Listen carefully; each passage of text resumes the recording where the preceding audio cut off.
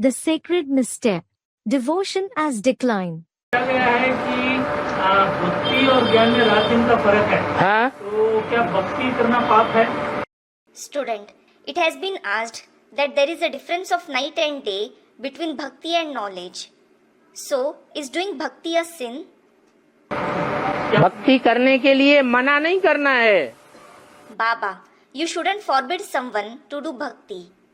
पाप इसलिए है कि जो नीचे गिराता है, डुबोता है, उसे पाप कहेंगे। It is a sin because the act that degrades you or drowns you, will it be called a sin? या जो उद्धार करता है, नीचे से ऊपर ले जाता है, उसे पाप कहेंगे। Or the act that uplifts you, which takes you higher from lower stage, will it be called a sin? हैं?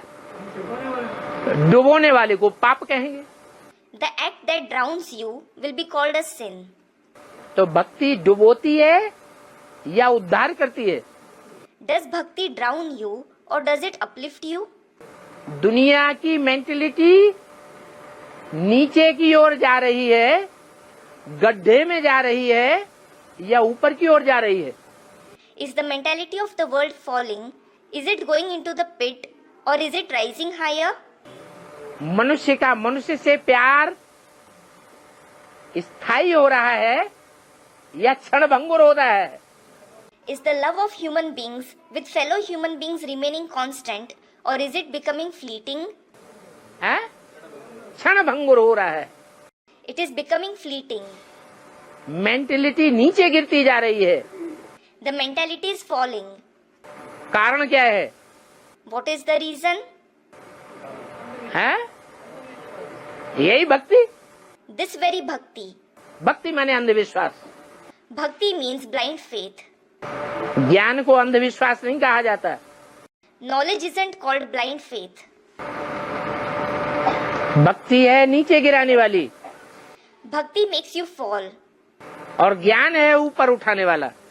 whereas knowledge uplifts you.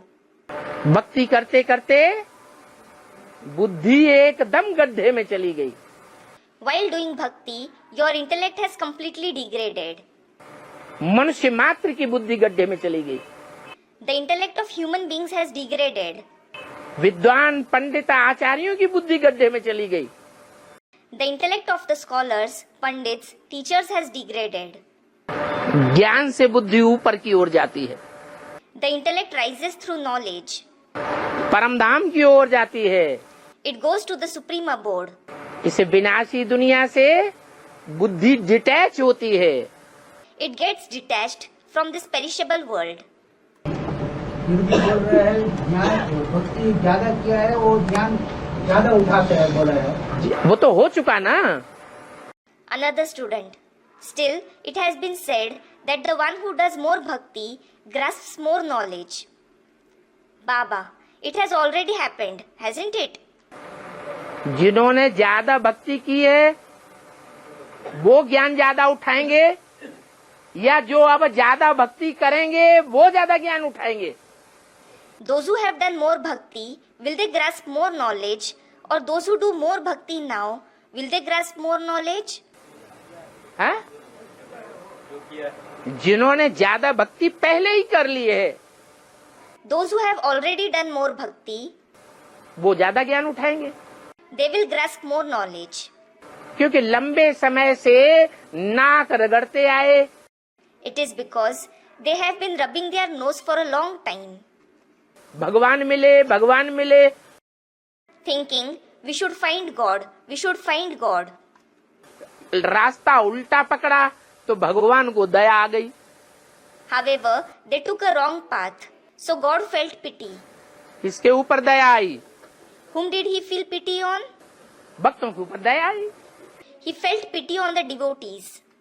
बेचारे जन्म जन्मांतर से नाक रगड़ रहे, उल्टे रास्ते पे चल रहे। The poor ones are making futile efforts and following the wrong path for so many births. तो इससे ये तो साबित होता है कि भगवान से प्यार है या नहीं है? हैं?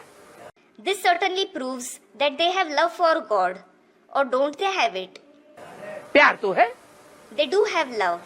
तो भगवान को दया नहीं आनी चाहिए? Shouldn't God feel pity on them? भक्तों के ऊपर दया आनी चाहिए या नहीं आनी चाहिए? Should he feel pity on the devotees or not? आनी चाहिए। अब भक्त ये समझ बैठे हैं कि भक्ति अच्छी चीज है। He should.